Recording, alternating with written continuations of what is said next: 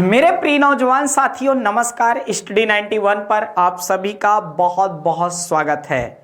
दोस्तों, आज हम बात करने वाले हैं, जी हाँ, वर्ल्ड जियोग्राफी में जो हमारा फिजिकल का पार्ट्स चल रहा है। आप जानते हैं कि आज हम ज्वालामुखी से संबंधित बातें करने वाले हैं, वॉल्केनो के बारे में बात करने वाले हैं। तो दोस्तों, फिर क्या है, अभी तक आपने भूकंप से संबंधित समस्त जानकारियां प्राप्त की हैं। अब आज आप प्राप्त करेंगे ज्वालामुखी से संबंधित। दोस्तों, ज्वालामुखी कितने प्रकार के होते हैं?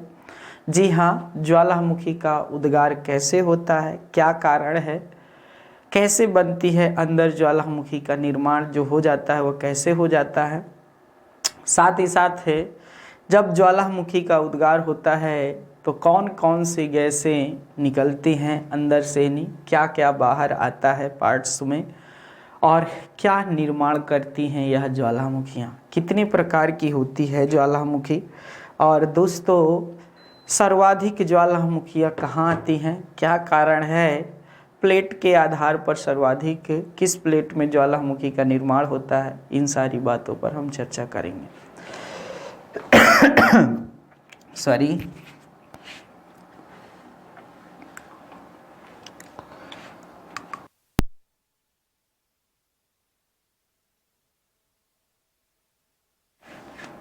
आइए दोस्तों बात करते हैं ज्वालामुखी से संबंधित।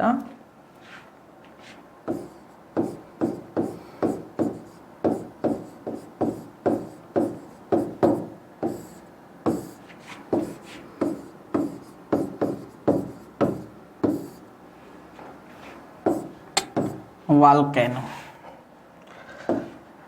दोस्तों, जैसे आप जानते हैं कि पृथ्वी की सतह पर, ठीक है, 3 प्रकार की प्लेटें पाई जाती हैं चलन की दृष्टि से। 3 प्रकार की प्लेटें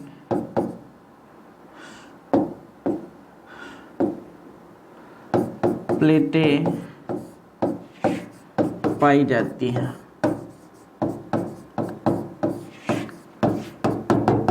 ठीक है, अगर इसको समझ लिए ना तो बहुत कुछ समझ जाएंगे।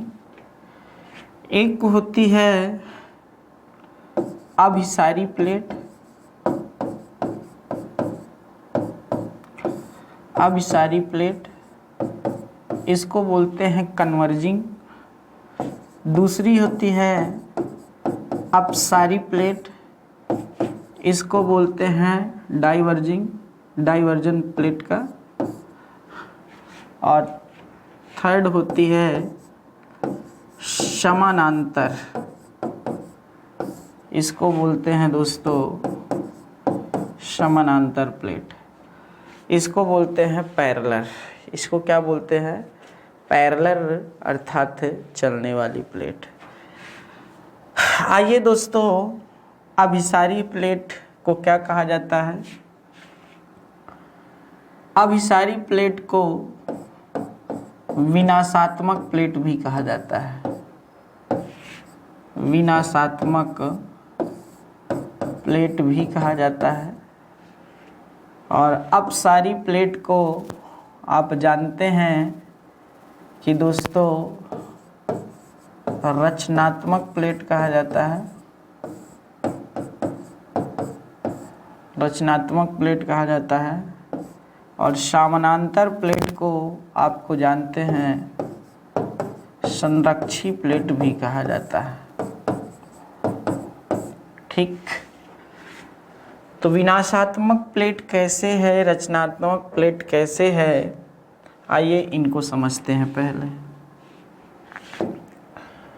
पहले हम लोग लेते हैं अभिसारी प्लेट।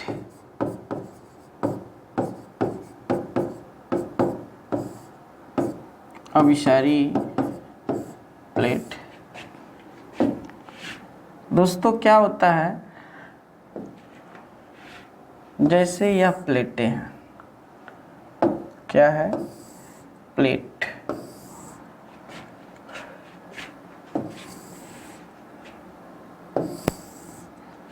तो क्या हो रहा है देख रहे होंगे, एक इसमें कुछ हल्की पतली दिख रही है, एक मोटी दिख रही है। तो ये हल्की प्लेट है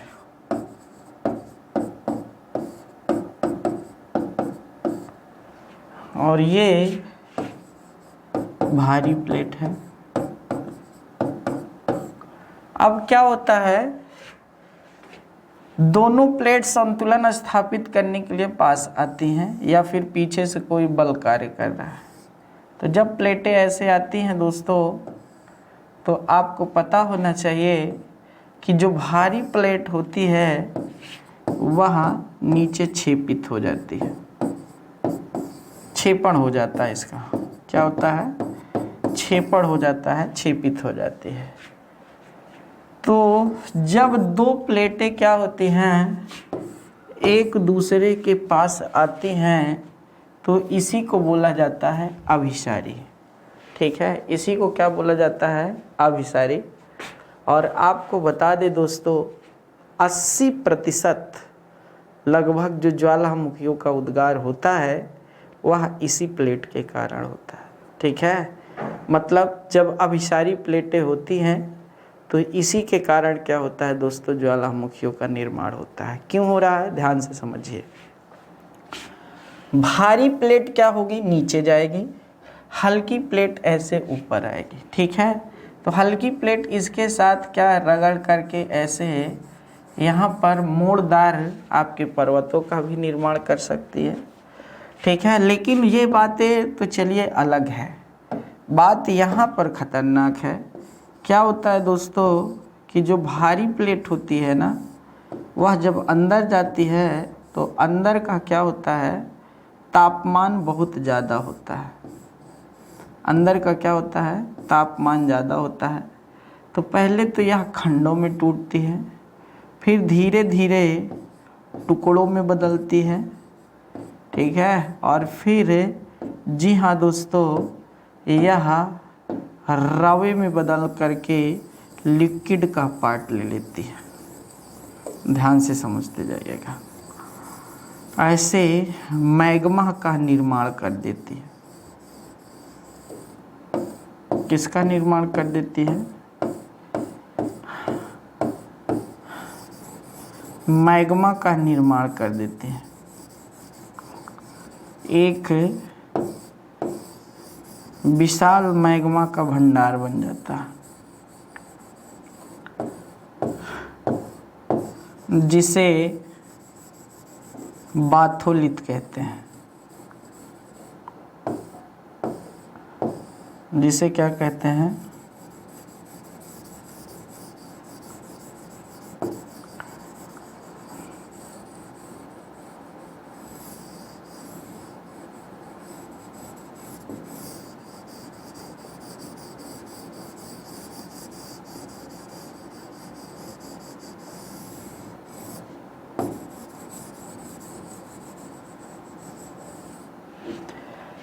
ऐसे बाथोलिथ कहानी क्या होने लगता है दोस्तों, निर्माण हो गया पूरा, मतलब विशाल मैग्मा का भंडार बन गया।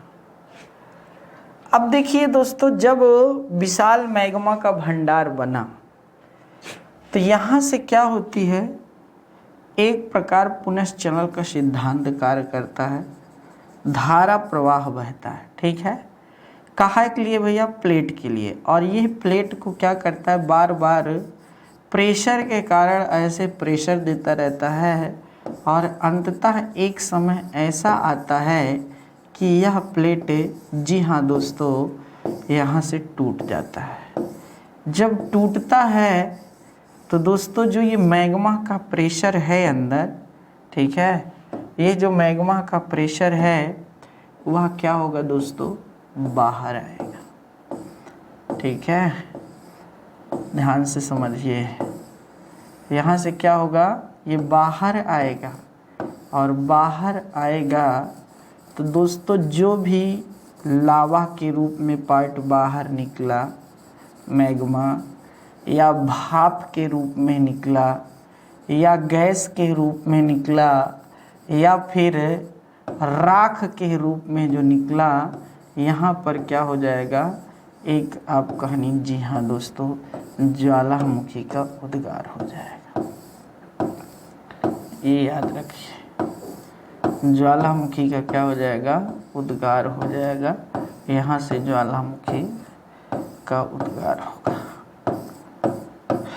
ठीक, बातें समझ में आ रही हैं। तो दोस्तों यह ज्वालामुखी का उद्गार हो जाएगा। तो ये विनाशात्मक प्लेट की वजह से हो रहा है। किसकी वजह से हो रहा है, विनाशात्मक प्लेट की वजह से। ये है क्रेटर, ठीक है, जहाँ से मुख बोला जाता है। ठीक है दोस्तों, तो ऐसे ज्वालामुखी का उद्गार होता है। दोस्तों आपको पता हो गया होगा क्या कारण है। तो ज्वालामुखी अगर कोई आपसे पूछे कि क्या है, ज्वालामुखी क्या है, तो आप क्या बताएंगे कि पृथ्वी की सतह पर वह विवर या छिद्र जिसके माध्यम से पृथ्वी के अंदर का मैग्मा, जी हाँ दोस्तों, जब लावा, राख, गैस, जलवाष्प, धूल आदि के रूप में निकलता है, तो उसे ही ज्वालामुखी की संज्ञा दी जाती है। जब पृथ्वी की सतह पर, ठीक है ना दोस्तों, किसी छिद्र के माध्यम से पृथ्वी के अंदर का मैग्मा, लावा, राख, गैस, जलवाष्प आदि के रूप से बाहर आता है, तो इसी को ज्वालामुखी की संज्ञा दी जाती है। इसी को क्या है, ज्वालामुखी की संज्ञा दी जाती है। तो यहाँ से बातें आप समझ सकते हैं। ठीक है, इसको बना लीजिए दोस्तों, ये बहुत ही कारगर है। अब देखिए दोस्तों, जब ज्वालामुखी का उद्गार होता है, ठीक है, तो इस समय जो पदार्थ बाहर आता है उसे पायरोक्लास्ट कहा जाता है। क्या कहा जाता है, तो नोट कर लीजिए। पहले तो अभी ये तो अभी रचनात्मक प्लेट था, मतलब वो अभिसारी प्लेट था। जी हाँ दोस्तों, तो अभिसारी प्लेट क्या होती हैं, ध्यान समझिए। जब दो प्लेटें एक दूसरे के पास आती हैं, ठीक है, तो भारी प्लेट हल्की प्लेट के नीचे छेपित हो जाती है। क्यों होती है, हमने बताया था, भारी हमेशा नीचे चलता है, नीचे छेपित हो जाती है। तो इस समय जो प्लेट पर क्या होती हैं, स्थलाकृतियाँ होती हैं, वह क्या हो जाती हैं दोस्तों, नष्ट हो जाती हैं। इसीलिए इसे विनाशात्मक प्लेट भी कहा जाता है। क्या कहा जाता है, विनाशात्मक प्लेट भी कहा जाता है। यहाँ से नोट कर लीजिए दोस्तों, अपने आप में बहुत शानदार बात है। ठीक है, चलिए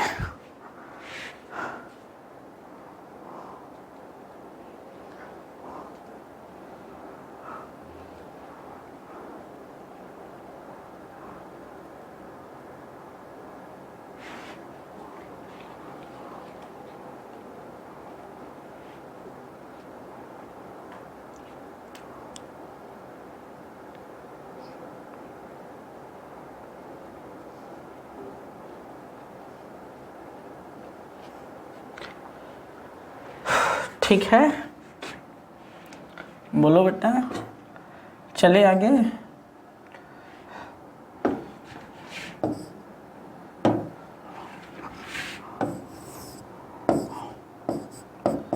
सर्वाधिक ज्वालामुखी, सर्वाधिक ज्वालामुखी का उद्गार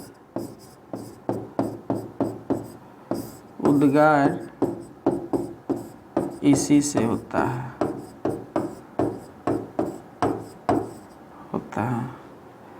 कितने परसेंट, 80%। चलिए,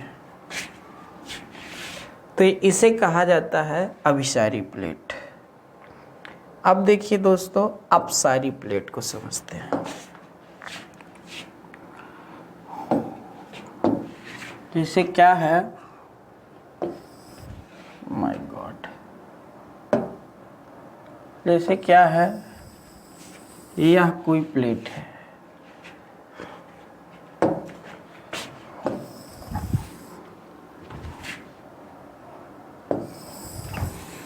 यह कोई प्लेट है। बात समझ रहे हैं? यह क्या है, कोई प्लेट है। यहाँ पर अपने आप में महत्वपूर्ण बातें हैं समझने के लिए।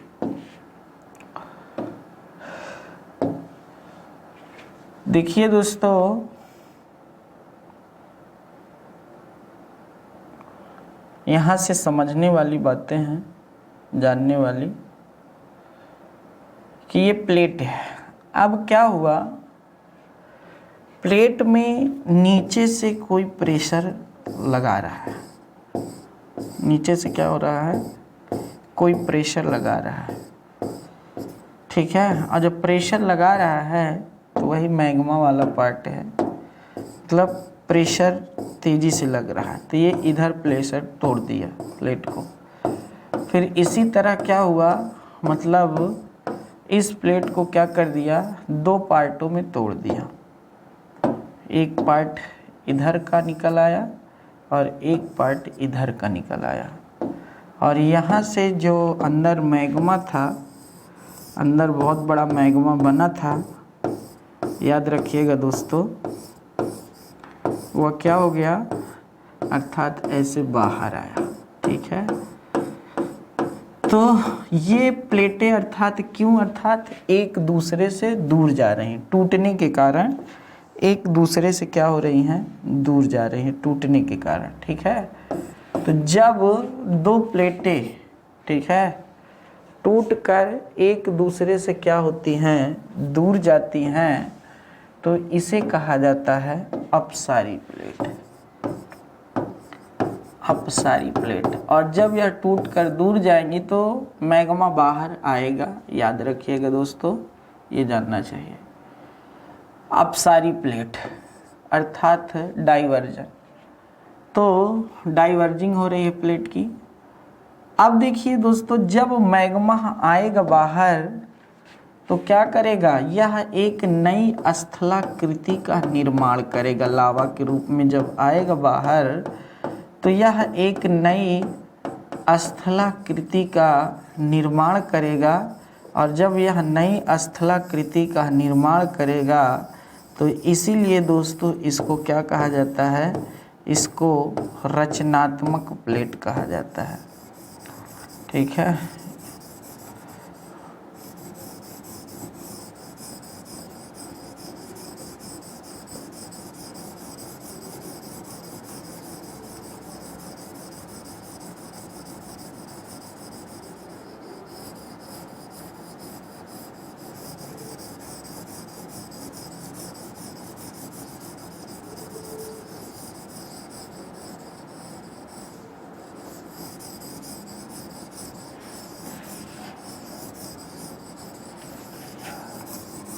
इसको क्या कहा जाता है,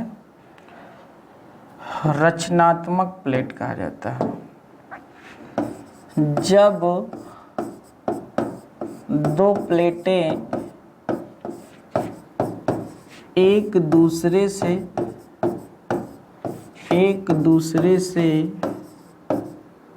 दूर जाती हैं,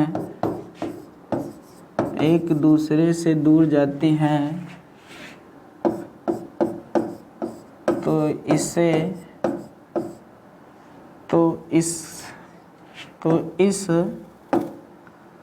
इस कारण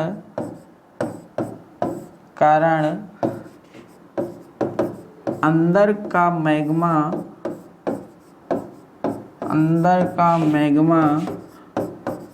लावा के रूप में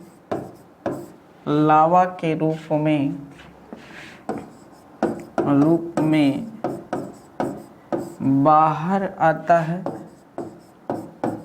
बाहर आता है, जिससे एक नई स्थलाकृति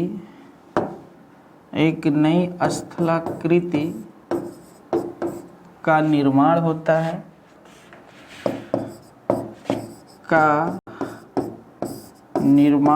है, और इस कारण इसे रचनात्मक प्लेट कहते हैं।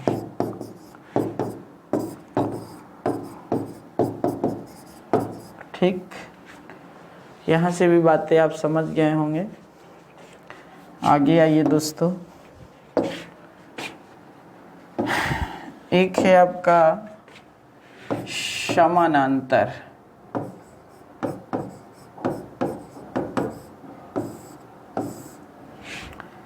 समानांतर को आपको पता होना चाहिए, संरक्षी प्लेट कहते हैं। संरक्षी प्लेट कहते हैं। क्यों कहते हैं दोस्तों? जब दो प्लेटें एक दूसरे के समानांतर अर्थात गति करेंगी तो ना इस प्लेट को नुकसान होगा ना इस प्लेट को नुकसान होगा। अगर हम दो धावक हैं और एक ही बराबर दौड़ रहे हैं तो कोई अर्थात नुकसान होगा क्या? कोई नुकसान नहीं होगा। ना वह आगे पहुंचेंगे ना हम आगे पहुंचेंगे, एक बराबर साथ में पहुंचेंगे क्योंकि साथ है। दोस्तों किसी को कोई नुकसान नहीं होगा, टकराएंगे भी नहीं। लेकिन सामने से आकर के टकराते हैं तो दिक्कत तो होगी ना।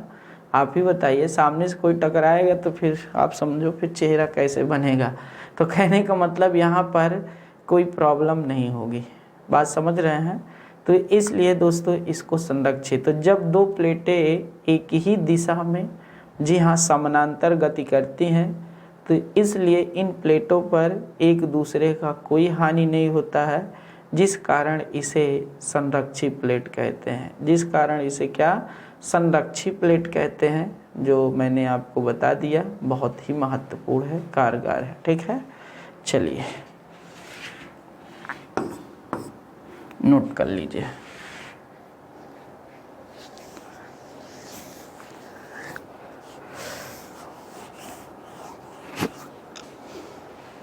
आइए दोस्तों,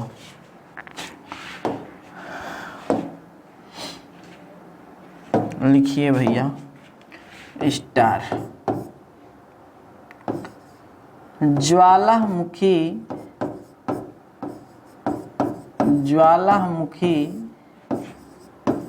के उद्गार के समय ठीक है क्या क्या बाहर निकलता है?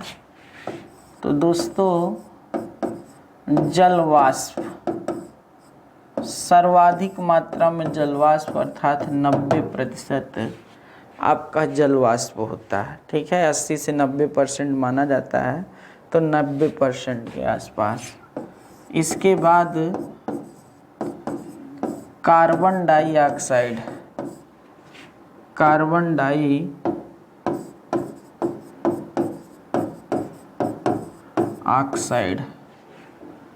फिर इसके बाद कार्बन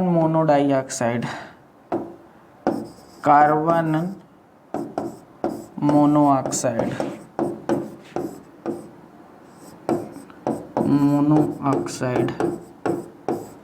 फिर सल्फर डाइऑक्साइड,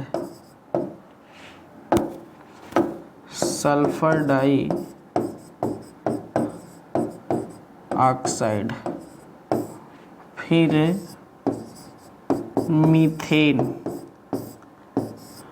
फिर हीलियम,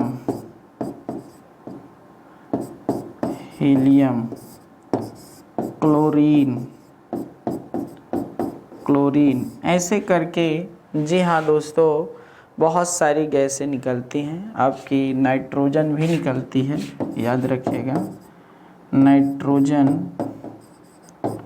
आदि नोट कर लीजिए, बहुत महत्वपूर्ण है दोस्तों। जल वाष्प 90% है सबसे ज़्यादा, फिर बाकी आपका कार्बन डाइऑक्साइड है, कार्बन मोनोऑक्साइड है, सल्फर डाइऑक्साइड है। तो दोस्तों कहने का मतलब ये सब गैसें निकलती हैं।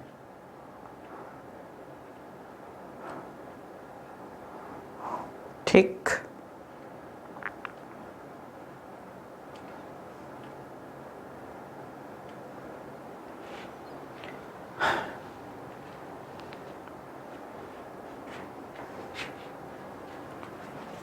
चलिए दोस्तों आगे देखते हैं। ज्वालामुखी उद्गार के समय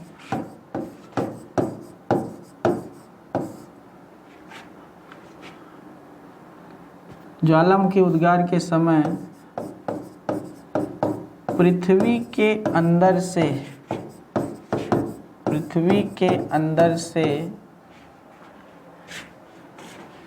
से निकले पदार्थ को पाइरोक्लास्ट कहते हैं। ठीक है दोस्तों, चलिए नोट कर लीजिए।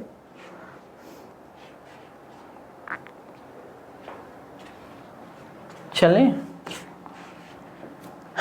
आगे आइए दोस्तों।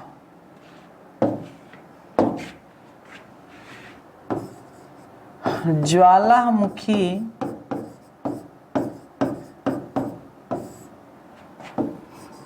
के सामान्य मुख को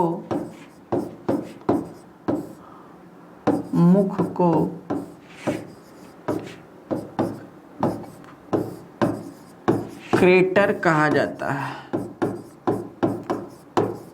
सामान्य मुख को क्या कहा जाता है? क्रेटर कहा जाता है। मान लीजिए ज्वालामुखी का उद्गार हुआ और दोस्तों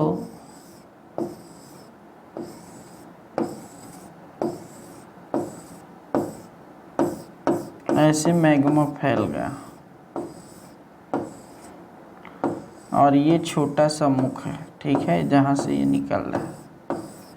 तो जब मुख छोटा होता है, ठीक है, क्या हो, मुख छोटा हो, तो याद रखिएगा उसको क्या कहते हैं,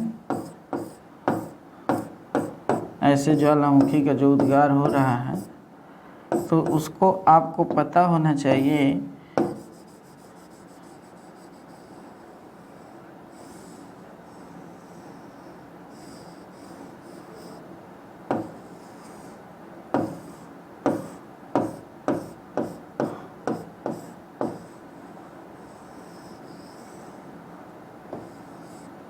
ठीक है।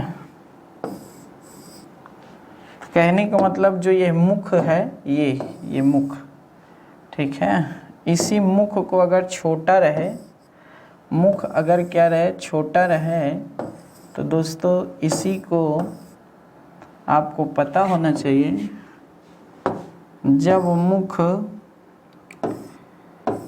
एक कटोरे की भांति या कप की भांति हो तो दोस्तों इसको कहा जाता है क्रेटर। और जब मुख कढ़ाई की भांति हो जाए, मतलब मुख बड़ा हो जाए, अर्थात ऐसे हो जाए, बहुत विशालकाय हो जाए, कढ़ाई की नज़र हो जाए, तो दोस्तों इसी को कालडेरा कहते हैं। कालडेरा। जब ज्वालामुखी का मुख छोटा रहता है तो इसे क्रेटर कहते हैं, और जब मुख बड़ा हो जाता है तो इसी को क्या कहा जाता है दोस्तों, कार्डेरा कहा जाता है। तो नोट कर लीजिए, यहाँ से जितनी भी बातें थी हमने आपको हर एक बातों पर बता दिया है। ठीक है दोस्तों,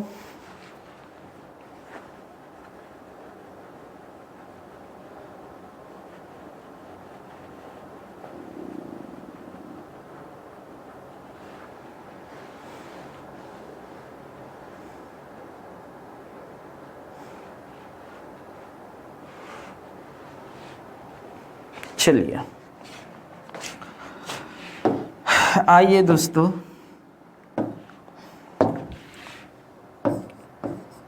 सक्रियता के आधार पर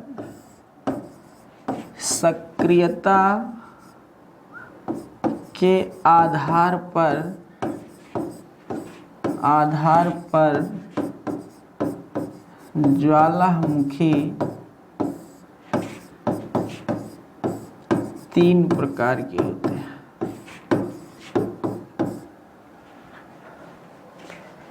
सक्रियता के आधार पर ज्वालामुखी 3 प्रकार की होती है। ठीक,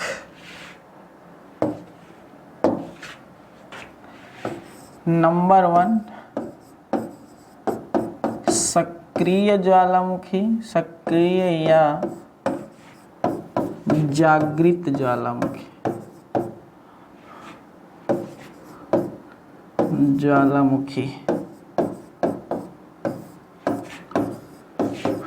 एक्टिव वोल्केनो।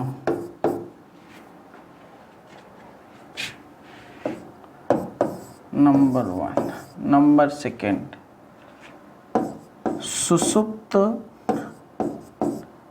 सुसुप्त या प्रसुप्त या शांत ज्वालामुखी।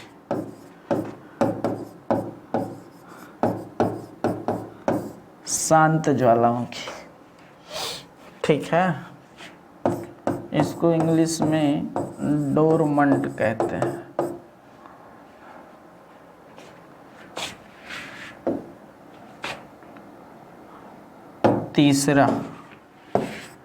तीसरा आप जानते हैं दोस्तों, निष्क्रिय या मृत ज्वालामुखी। ठीक है, निष्क्रिय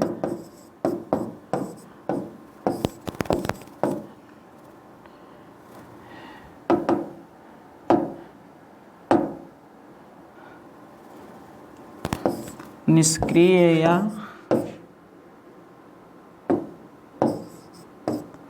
मृत ज्वालामुखी।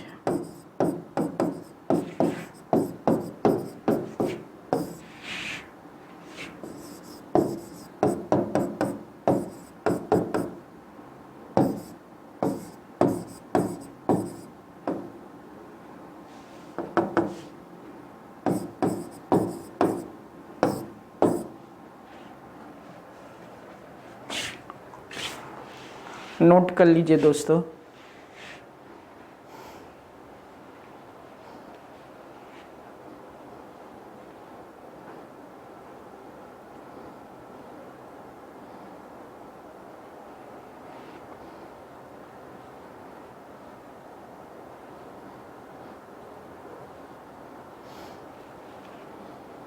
चलिए एक एक करके बात करते हैं सभी पर, और जो महत्वपूर्ण यहाँ से आपके प्रश्न बनते हैं उन पर भी हम लोग चर्चा करेंगे।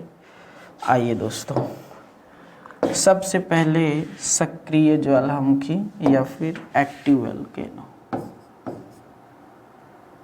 सक्रिय ज्वालामुखी,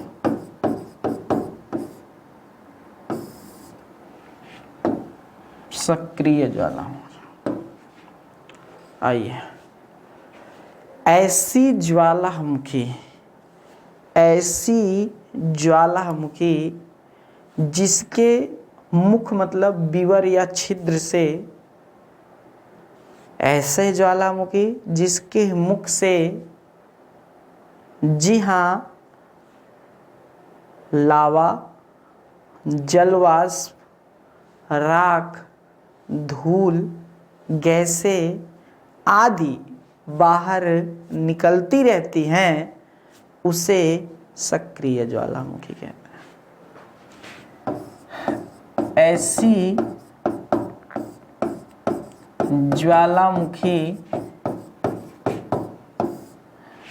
ज्वालामुखी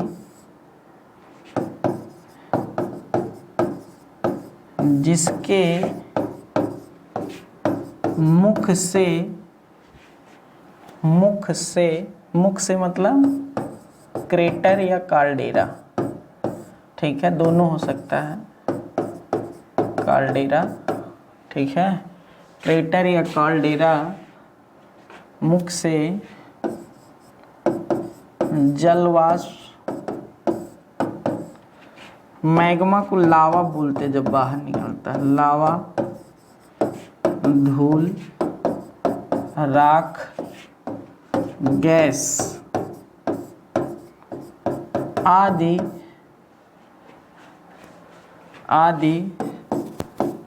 बाहर निकलते रहते हैं, तो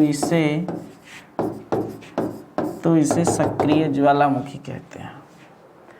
दोस्तों, आपको पता नहीं होगा, ज्वालामुखी को पृथ्वी का सुरक्षा वाल कहा जाता है, ठीक है। एक तरह से पूरा सुरक्षा कवच की भांति कार्य करती है ज्वालामुखी। ऐसा क्यों? ऐसा इसलिए, अगर ज्वालामुखी के अंदर का जो अर्थात जो इतना अधिक ताप और प्रेशर है वह बाहर ना निकले तो फट जाए। उसी तरह जिस तरह मनुष्य के दिमाग में जब बहुत अत्यधिक प्रेशर आ जाता है और वो प्रेशर बाहर नहीं निकल पाता है तो माइंड क्या होता है, ब्लास्ट कर जाता है, ठीक है। ब्रेन हेमरेज का नाम सुना होगा आपने, उसी तरह यहाँ पर भी हो सकता है, ठीक है। तो दोस्तों, ये सारी चीज़ें जानिए। अब इसके जो उदाहरण है वो बहुत महत्वपूर्ण हैं, ये सबसे खतरनाक बात है, और बहुत सारे उदाहरण हैं सक्रिय ज्वालामुखी के। चलिए एक एक करके बात करेंगे, हैं तो बहुत सारे, लेकिन एक एक करके। किलायु, देखिए उदाहरण पर हम लोग चल रहे हैं। उदाहरण है ये, उदाहरण जैसे किलायु, यह यूएसए की क्या है, सक्रिय ज्वालामुखी है, और दुनिया की सर्वाधिक सक्रिय ज्वालामुखी है, ठीक है।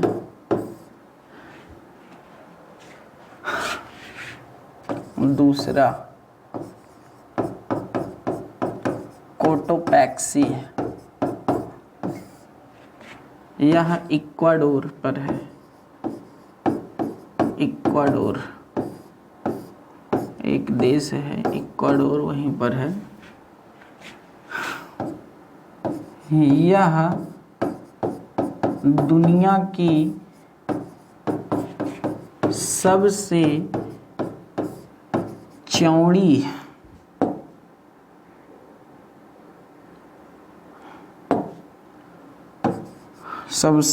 चौड़ी न लिखो, सबसे बड़ी सक्रिय ज्वालामुखी, ठीक है। किलायु जो है याद रखिएगा, कोटोपैक्सी। तीसरा है ओजस डेल सलाडो, ठीक है, चिली और अर्जेंटीना के बॉर्डर पर है। तो मैं अर्जेंटीना लिख देता हूँ, आप लोग समझ जाइएगा।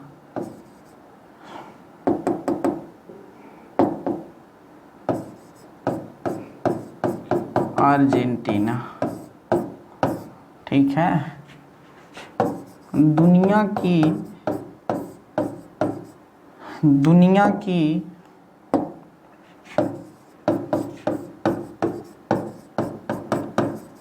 सर्वाधिक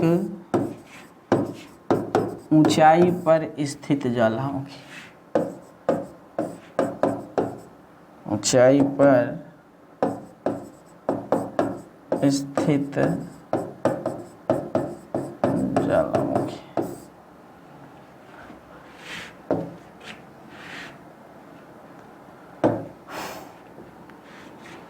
अलग अलग कलर से लिखूं तो ज़्यादा सही रहेगा। ठीक है, तो इस तरह आप देख रहे होंगे कि ये बहुत महत्वपूर्ण ज्वालामुखियाँ थीं जिनके बारे में हम लोगों ने बताया। कटमई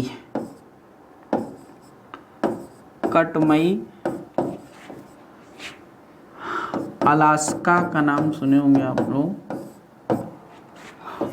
10,000 धुआरों की घाटी।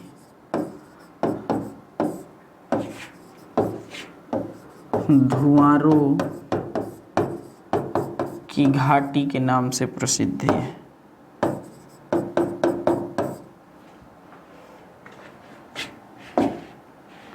अगला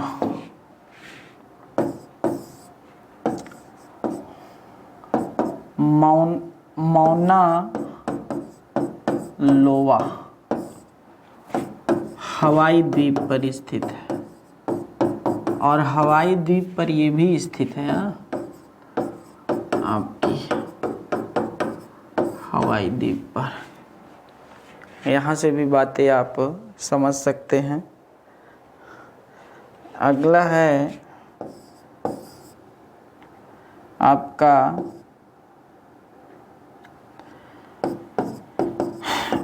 स्ट्राम्बुली।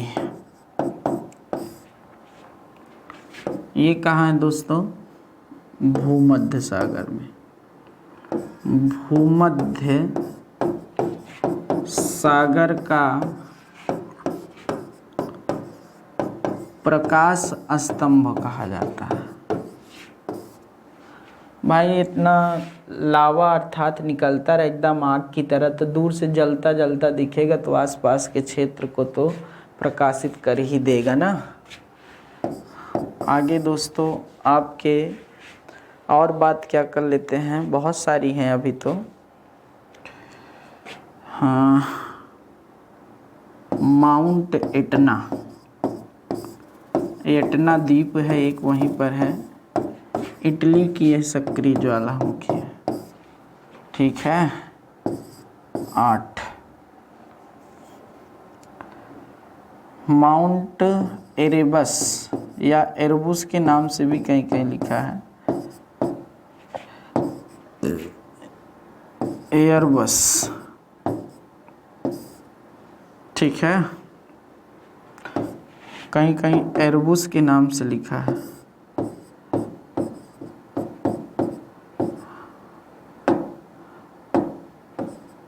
एरबुस। इसका कहाँ है? ये है रास द्वीप पर। रास द्वीप यह किसका है? अंटार्कटिका की है ये सक्रिय ज्वालामुखी। बहुत हैं, अभी तो लिखते लिखते परेशान हो जाओगे। ठीक है ना दोस्तों? तो और आपकी कौन सी है? बहुत है ना अभी तो। जी हाँ, माउंट मेरापी का नाम सुने क्या? अभी हाल ही में यह सक्रिय ज्वालामुखी में उद्गार हो रहा था, देखे होंगे बहुत तेज। और ये कहाँ हो रही है? इंडोनेशिया में। ठीक है।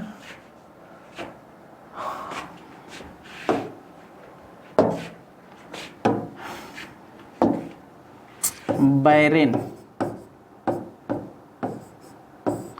एक बैरेन है और ये कहाँ है? बैरेन द्वीप। जी हाँ दोस्तों, द्वीप पर है। और ये कहाँ का पार्ट है? अंडमान का पार्ट है। और अंडमान किसका पार्ट है? भारत का। तो ये भारत की एकमात्र सक्रिय ज्वालामुखी है आपकी बैरन। ठीक है ना दोस्तों? यहाँ से भी प्रश्न आए तो आप नोट कर सकते हैं। तो इस तरह हमने देखा कुछ महत्वपूर्ण ज्वालामुखियाँ जो आपके लिए बहुत महत्वपूर्ण थी, हमने बताने का प्रयास भी किया। ठीक है दोस्तों, आगे चलें। आगे लिखिए, दूसरा नंबर है प्रसुप्त या फिर सुसुप्त या फिर शांत ज्वालामुखी।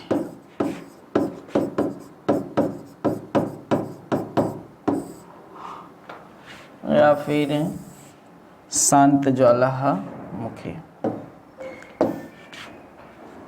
देखिए दोस्तों, जो यह ज्वालामुखी है, जो यह हमारी ज्वालामुखी है,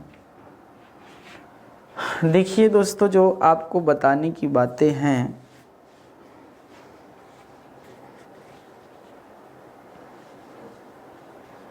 आइए इसकी परिभाषा तो जाने। ऐसी ज्वालामुखी जिसमें कुछ वर्षों से उद्गार नहीं देखा गया है, लेकिन अचानक कभी भी इसमें उद्गार हो सकता है, ऐसी ज्वालामुखियों को शांत ज्वालामुखी कहा जाता है। ठीक है, ऐसी ज्वालामुखी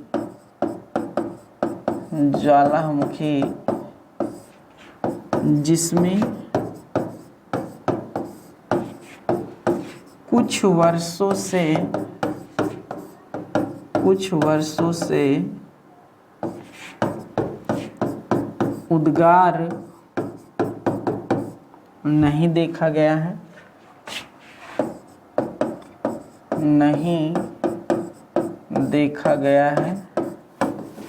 लेकिन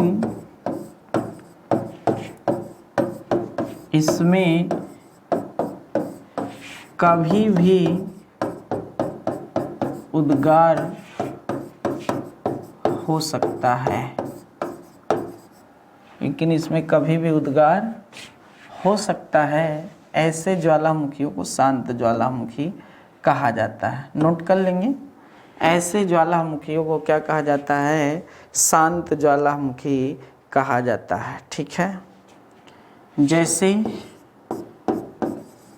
क्राकाताओ। ठीक है ना दोस्तों, ये कहाँ है? इंडोनेशिया में।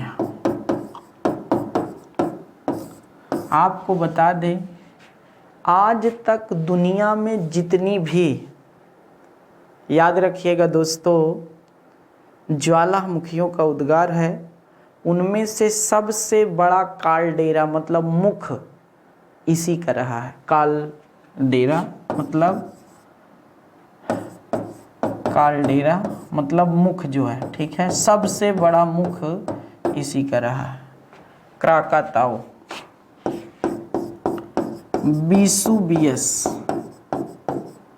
विसुवियस यह आपके कहाँ है दोस्तों? इटली में है। फिर आपकी एक जापान की है ना, जिसका नाम क्या है दोस्तों? फ्यूजियामा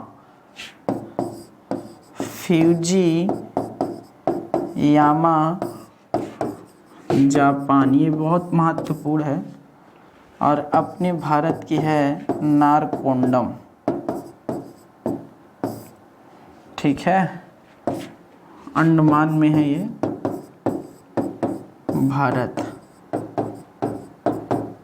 तो इस तरह दोस्तों, यह कुछ प्रमुख ज्वालामुखियाँ थीं जिन पर हम लोगों ने एक एक करके क्या कर लिया है दोस्तों? बात कर लिया है। और मैं जहाँ तक जानता हूँ कि अब इससे बाहर आपका प्रश्न नहीं आना चाहिए। तो दोस्तों देख लीजिए, बहुत शानदार बातें हैं, नोट कर लीजिए इसको।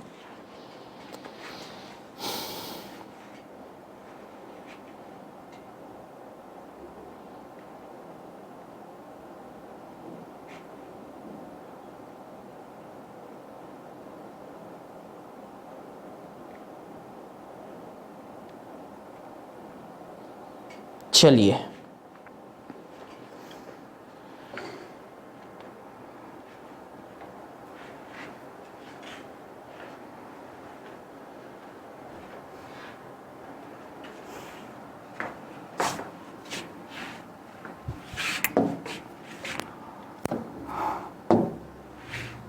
तीसरा है मृत ज्वालामुखी, मोस्ट इम्पॉर्टेंट, यहाँ से भी प्रश्न पूछे जाते हैं। ऐसे ज्वालामुखी जिसमें लगभग हजारों वर्ष, यार ऐसे ज्वालामुखी जिसमें बहुत वर्ष से उद्गार नहीं हुआ है और ना ही कभी उद्गार होने की संभावना है, ऐसे ज्वालामुखियों को मृत ज्वालामुखी कहते हैं। ऐसी ज्वालामुखी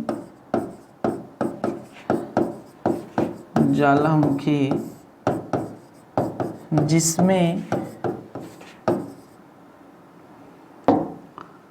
बहुत वर्षों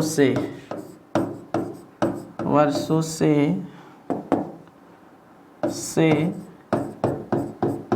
उद्गार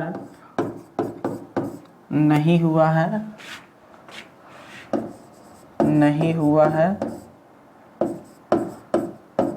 और ना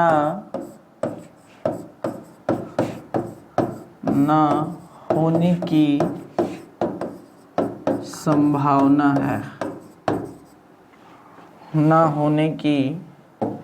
संभावना है, जैसे दोस्तों आपने नाम सुना होगा, ठीक है, एकांका गुहा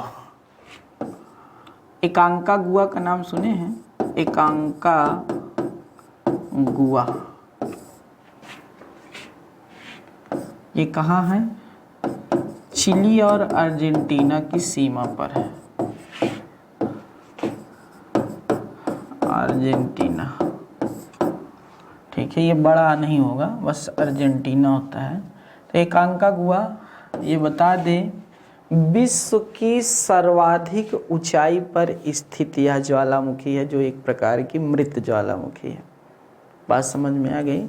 विश्व की सर्वाधिक ऊंचाई पर स्थित यह मृत ज्वालामुखी है, नोट कर लीजिएगा दोस्तों।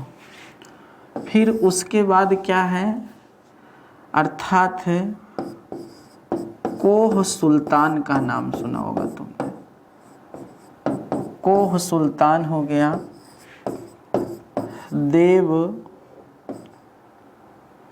देखा जाए तो इसका नाम देवबंद है, ठीक है ना दोस्तों, लेकिन कहीं कहीं लिखा रहता है देवबंद। तो दोस्तों जो ये कोह सुल्तान है या फिर देवबंद है, ये जो दोनों हैं यह आपके ईरान में पाई जाती। कहाँ पर? ईरान पर, ईरान। अगला आप कहानी जो बहुत महत्वपूर्ण है, चिम्बा राजू, ठीक है, चिम्बा राजू है, किलिमंजारो है, पोपा है, ठीक है। तो पहले लिखो चिम्बा राजू, ये इक्वाडोर में है, ठीक। फिर उसके बाद कौन है? किलिमंजारो, किलिमंजारो, ठीक है। ये कहाँ है दोस्तों? किलिमंजारो आपके किलिमंजारो तंजानिया में मेन पाई जाती है और केन्या की सीमा है इसके पास, ठीक है, केन्या में भी हल्का सा पार्ट। और ये अफ्रीका महाद्वीप का सबसे ऊंचा पर्वत भी है, जो एक मृत ज्वालामुखी में है, ठीक है। एक पोपा का नाम सुने? पोपा म्यांमार में है, ठीक है, म्यांमार की मृत ज्वालामुखी है। तो इस तरह दोस्तों आप इनको भी नोट कर लीजिए, जो बहुत महत्वपूर्ण है, ठीक है।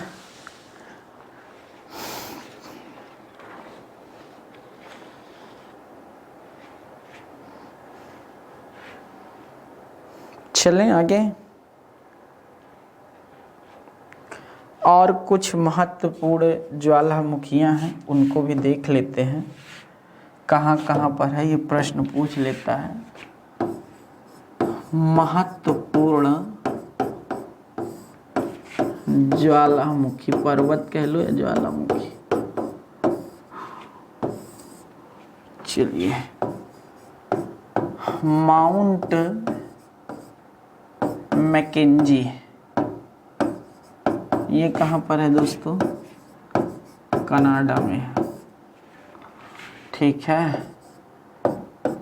हेलना या हिल्का कहीं कहीं लिखा है, हेलना और लाकी, हेलना और लाकी दुनिया की सबसे सुंदर ज्वालामुखी आइसलैंड में स्थित है। याद रखिएगा, दुनिया की सबसे सुंदर ज्वालामुखी यहीं पाई जाती है। सबसे सुंदर ज्वालामुखी।